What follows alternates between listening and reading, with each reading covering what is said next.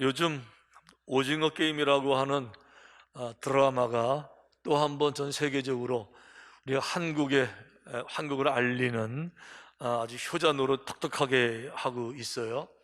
여기 포스터 지금 나와 있는데 오징어 게임 처음엔 뭔가 했더니 우리 어릴 때 하고 놀던 이런 게임들을 이제 극화시켜서 재미있게 표현하면서 이 게임에서 이기게 되면은 수백억의 상금을 받고 대신 이제 지면 이제 죽는 이런 이제 설정을 통해서 접근을 했는데 아주 너무 재미있어요. 전 세계적으로 82개 국가에서 흥행 1위입니다. 그러니 뭐 지금 어마어마하고요. 모든 나라마다 1위 하고 있는 거예요. 그리고 지난주에 미국의 CNN 방송이 보도했는데 이 드라마를 방영하는 넷플릭스 주가가 지금 가장 높게 올랐다고 그러는데 바로 오징어 게임 덕분에 올랐다라고 분석해서 발표를 했어요. 제가 이 게임을 보면서 참 저도 지난 추석 때 이제 봤거든요. 참 재미있게 봤는데 여러분 못 보셨어요? 근데 이거 보는데 그 마음에 끊임없이 그 재미도 있고 그 호기심도 있고 궁금한 거, 도대체 누가 이 게임을 만들었나? 이 드라마 안에서 이 게임을 보니까 게임도 잘 짜여져 있고 진행 요원들도 있는데 어떤 사람이 어떤 목적을 가지고 만들었을까 궁금증을 자아내게 아주 재미있게 이제 끌고 가는 거예요. 그런데 제가 이 게임을 보면서, 영화를 보면서 그런 생각이 들었어요. 이 영화 게임들 참 재밌게 설정이 됐지만 사실 이 영화보다도 더 오묘하게, 더 밸런스 있게, 더 신비하게 짜여진 것이 우주의 구조잖아요. 예. 모든 행성들이 얼마나 많은 하늘에 떠 있으면서 자기들끼리 좌충우돌 부딪히고 만나고 파괴되는 것이 아니라 정확한 밸런스와 함께 아름답게. 뿐만이 아니죠. 이 지구도 마찬가지지만 봄, 여름, 가을, 겨울 정확한 법칙, 원리에 의해서, 아니 인간의 몸 하나만 봐도 얼마나 신비하게 만들어져 있어요. 음식을 먹으면 이게 식도로 내려가서 위에서 소화가 되면 또 소화를 돕기 위해서 또 이제 쓸개즙도 있고 이러면서 소화가 되면 또 장에서 다 양분을 빨아들이게 되면 이게 또 피가 되고 살이 되고 근육이 만들어지고 신경이 만들어지고 이래서 모든 기관마다 다 보내지면 눈은 보고 귀는 듣고 코는 냄새. 안 놀라시는데 여러분, 이걸 누가 짰냐고, 이걸 누가 만드냐고요. 그러니까 이 오징어 게임 영화를 보면서 그 안에서, 극중에서 이 게임의 주체가 누구야? 얼마나 궁금해요. 누가 하는 거야? 왜 하는 거야? 했는데 거기는 궁금해할 줄 알면서 내가 세상을 만든 것도 아니고 내가 태어나기도 전부터 아름답게 창조가 되어져 있고 그냥 창조가 아닙니다. 완벽한 밸런스, 모든 생명체가 살아나기에 충분하게 잘 짜여진 이 각본, 누가 짰는지 전혀 궁금해하지 않고 관심도 없고 알려고 하지도 않고 또 그런 사람들은 얼마나 많이 있냐 말이에요. 그러니까 오징어 게임이 영화 안에서 보게 되면 가상이지만은 가상현실이잖아요. 오징어 게임을 부인할 수 없어요. 내가 게임 현장에 와 있으니까. 이 우주의 현실을 부인할 수는 없어요. 내가 우주한 부분이니까. 그럼 누가 우주를 만들었고 누가 우주를 움직이고 이 룰을 누가 지금 움직이고 있는가 충분히 궁금할 수도 있는데 많은 사람들이 그런 데는 전혀 관심도 없죠. 그저 먹고 살아가는 거, 세상적으로 살아가는 이것만 가지고 살면서 이 세상은 점점 더 피폐해지는 것 같은 생각이 들어요. 오징어 게임 보면서 한국에 재밌는 게임이 이렇게 많았구나 라는 생각이 들면서 한 가지, 이 게임도 하면 좋을 텐데 그 영화 안 나온 게임이 있더라고요. 뭔가 하면 보물찾기 게임. 우리 어릴 때 소풍 가면요, 선생님들이 미리 무슨 돌 밑에 나무 사이에 보물찾기 이제 감춰놓고 이제 시간이 돼가지고 자 보물찾기 시작 그러면요, 저 지금도 저 기억나요. 제가 명륜초등학교 졸업을 했는데 명륜초등학교 소풍은 주로 국향사 쪽에 이제 많이 갔거든요. 호수 건너서 이렇게.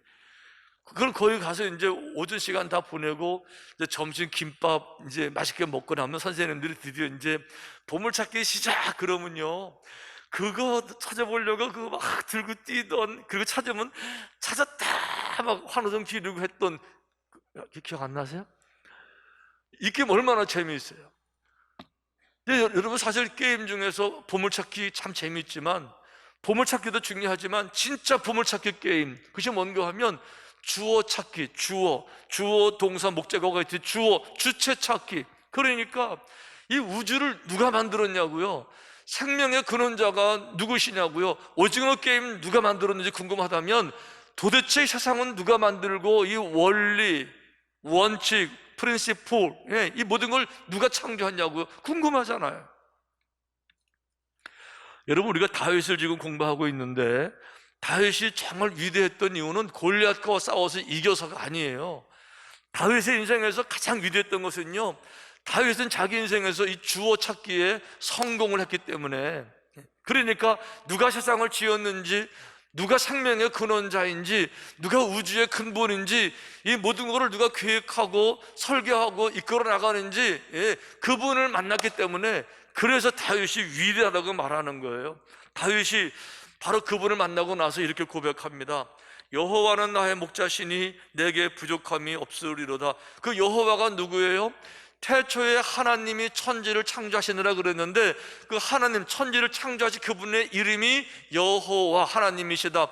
내가 그분을 만난 겁니다. 그분을 만나고 나니까 여호와가 나의 목자가 되시니까, 내가 어린 양이지만 목자가 있으니까 너무 인생이 든든하고, 목자가 내 갈 길을 다 인도하고 사자로부터 곰으로부터 다 지켜주면서 내 갈 길을 인도하니까 내가 부족함이 없다고 고백하는 이 다윗, 자신 인생에서 가장 중요한 게임, 주어찾기 게임에 승리한 거예요.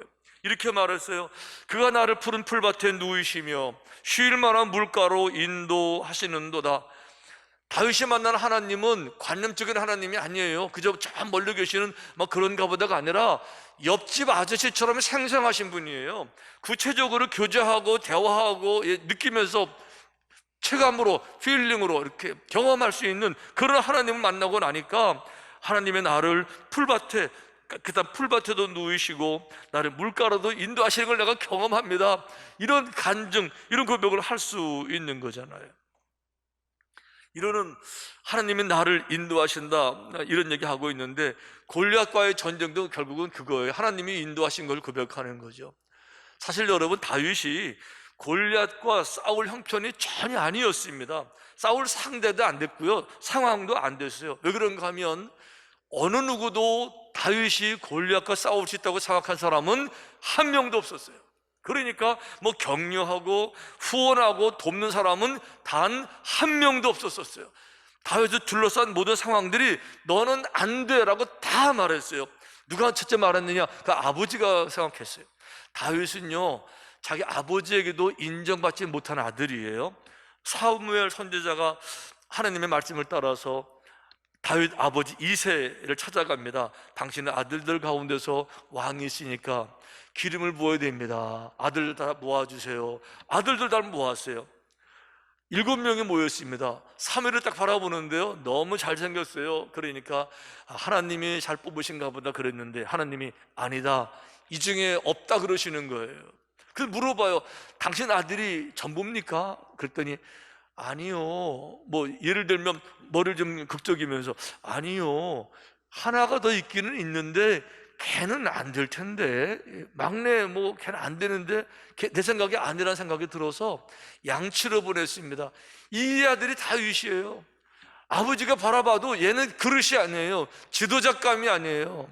형들은 다 가능한데 얘는 자격이 없다고 생각한, 이게 다윗이에요. 아버지에게도 인정받지 못한 아들 뿐만 아니고 형들도 이 다윗을 인정하지 않습니다. 이제 다윗이 심부름을 가요. 전쟁에 나가는 형들 도시락 가지고 이제 나가는데, 나가서 보니까 골리앗이 우리 백성들을 모욕하잖아요.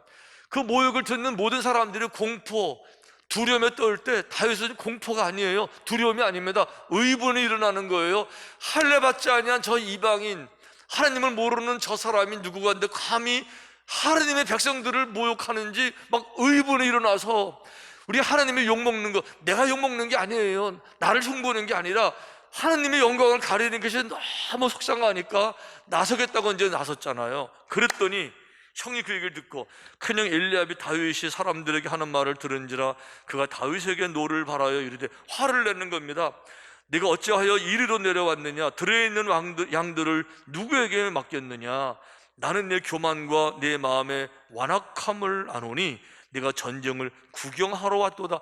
형이 화가 나가지고요, 여기 뭐하러 왔냐고, 구경하러 왔냐고, 전쟁이 무슨 장난인 줄 알아? 그러면서 나쁜 놈아, 그런 거잖아요. 내 마음이 완악하다 그랬잖아요. 완악하다, 사람 죽는 게 구경인 줄 알아? 이러고, 그러니까 형들 생각에 도저히 다윗이 싸울 사람이 아니라는 게 확 박혀 있는 거예요. 사울 왕도 그랬습니다. 처음에는 골리앗과 싸운다는 사람이 있습니다, 이 말을 듣고 있는 좋아가지고 빨리 불러오라고. 보니까 다윗이에요. 그러니까 그 당시에 그 타락했던 사울 왕도 참 양심상 다윗을 보낼 수가 없었어요. 왜냐하면 사울이 다윗에게 이르되, 내가 가서 저 블레셋 사람과 싸울 수 없으리니 너는 소년이요 그는 어려서부터 용사임이라. 사울 왕의 눈에도요 도저히 용납이 안 되는 겁니다. 너는 안 돼, 너는 소년이야, 못 나가. 이 정도가 다윗 모습이었었어요. 더 중요한 거는 상대방 골리앗 장군의 다윗을 얼마나 깔봤는지 이렇게 되어 있습니다. 그 블레셋 사람이 둘러보다가 다윗을 보고 업신여기니 이는 그가 젊고 붉고 용모가 아름다움이라. 자, 골리앗 장군이 바라봤는데요, 다윗이 젊고라고 그랬어요. 제가 그래서 젊은 거는 단점이 아니고 젊으면 힘이 있고 젊으면 장점인데 이상해가 성경을 찾아봤어요. 그랬더니 번역이 잘못된 거예요. 영어 번역은 정확하게 이렇게 번역했습니다. So that, 봤어요. 뭐를 봤어요?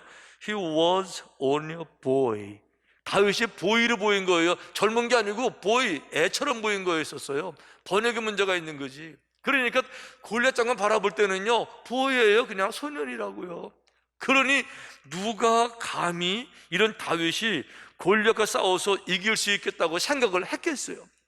거기다가 더 중요한 거는요, 다윗은 상대적으로 지금 아무도 인정하지 못하는 싸울 수 없는 연약한 존재라고 못을 박았는데, 돌아서 보니까 이번에는 절벽 같은 큰 거인이 서 있는 겁니다. 자, 골리앗 장군 이렇게 얘기하고 있어요.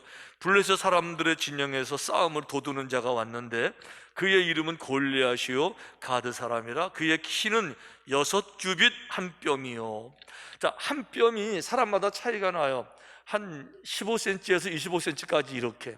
근데 6규빗은 정해져 있는 거예요. 이래가지고 따져보니까 골리앗 키가 260에서 280 그 사이. 근데 별로 안 놀라시죠? 감이 없어서 그런 거예요, 여러분. 미국의 프로농구, 그 거인들 프로농구의 전설들 몇 사람 있잖아요. 마이클 조던 198cm고요 샤킬 오닐 215cm고요 가장 키가 크다는 중국의 야오밍 230밖에 안 돼요.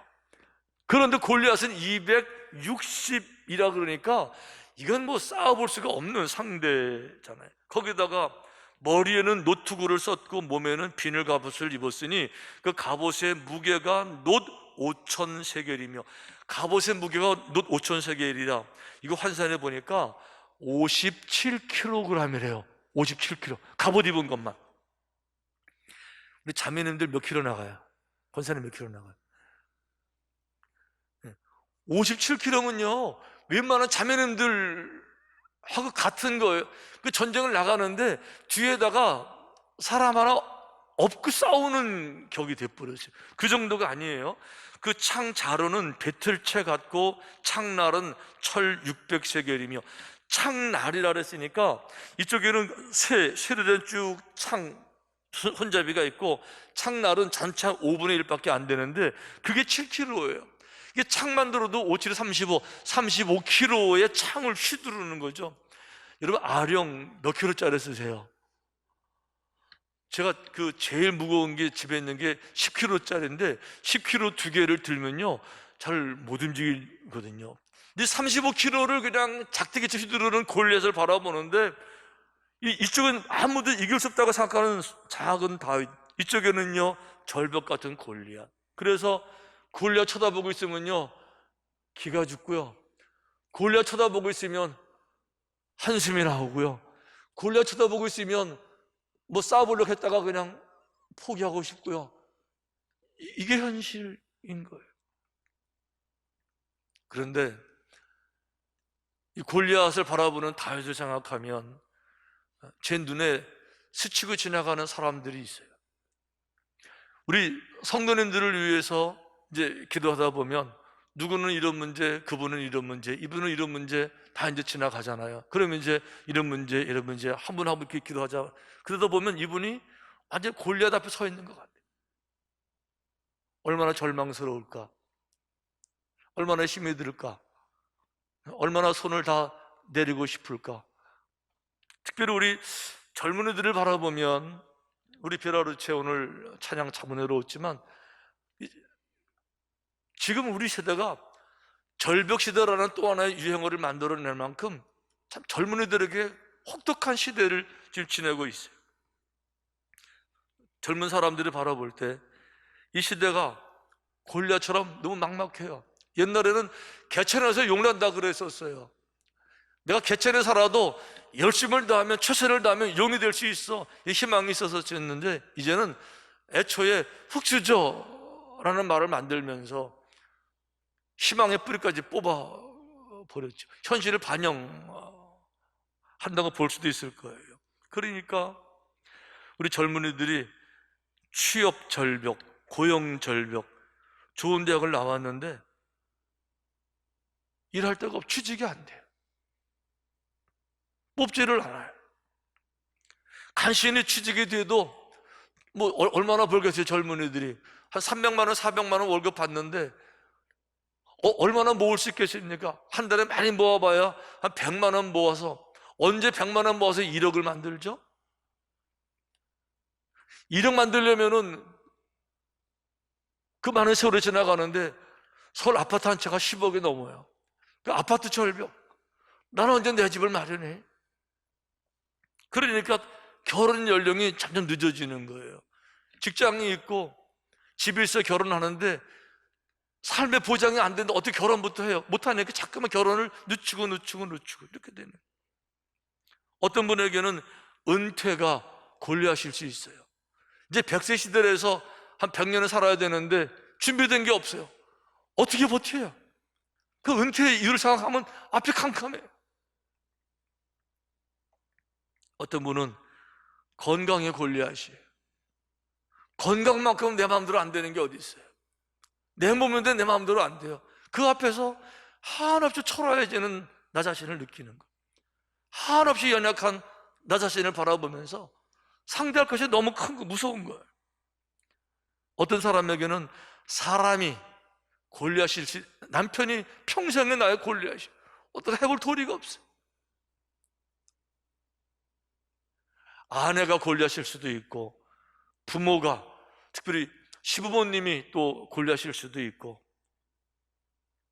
자식이 마음대로 안 된다고 자녀가 골리앗일 수도 있지요. 어떤 분은 골리앗이 가족 중에 있을 수도 있고, 직장의 상사일 수도 있고, 또 어떤 분은 자기 자신이 자기에게 골리앗일 수도 있어요. 나도 내가 너무 싫어요.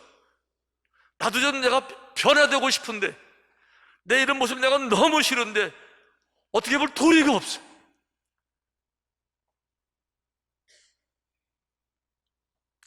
힐링타운도 하나의 골리앗일 수 있어요. 완수해야 될 큰 사명이니까. 이러고 보니까, 성경에 보니까 골리앗이 없는 사람이 한 명도 없더라고요. 모세에게는 이집트의 바로 왕이 골리앗이었었어요.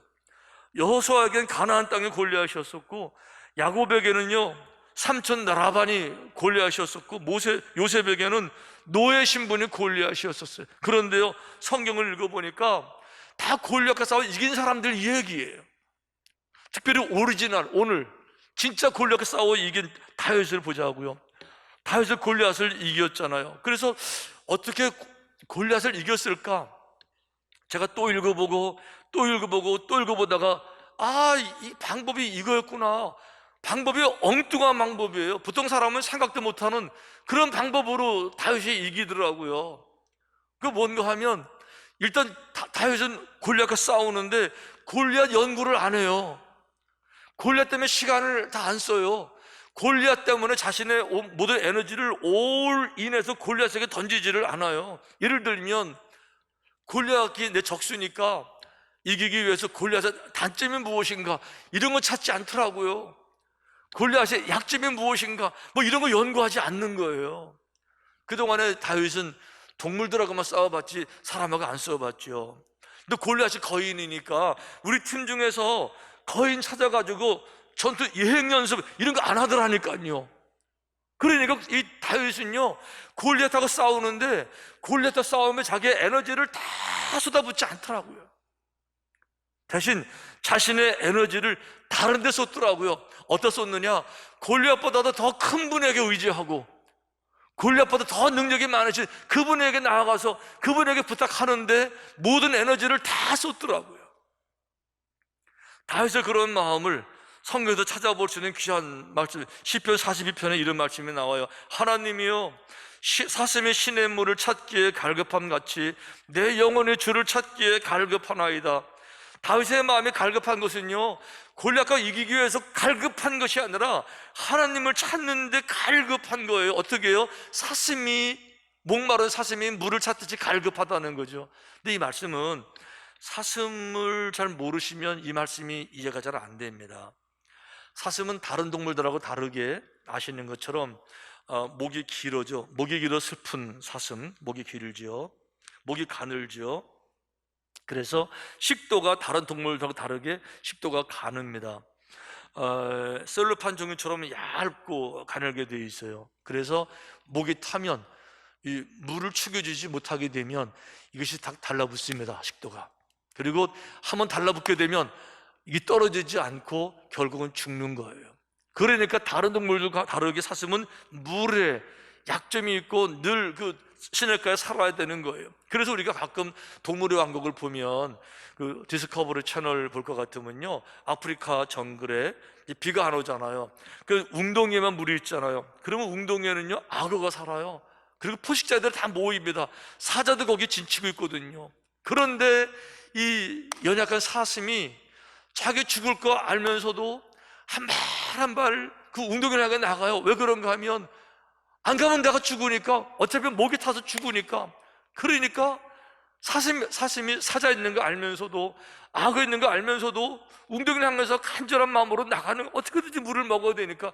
그 정도로 다윗이 간절하게 사슴이 물을 찾는 것처럼 하나님을 어떻게든지 간에 하나님을 만나야 되겠고, 이 주어 찾기, 오징어 게임 누가 만들었는지 그분 만나고 싶으니까, 이 원리를 누가 만들었는지, 누가 창조했는지, 누가 플래닝 했는지, 프로젝트를 세웠는지 진행하고 있는 그분을 만나고 싶으니까 에너지를 다 그분 만나는 일에 쓰는 거지, 골리앗 연구하고 골리앗 예행 연습하고 이런 거 안 하는 거예요.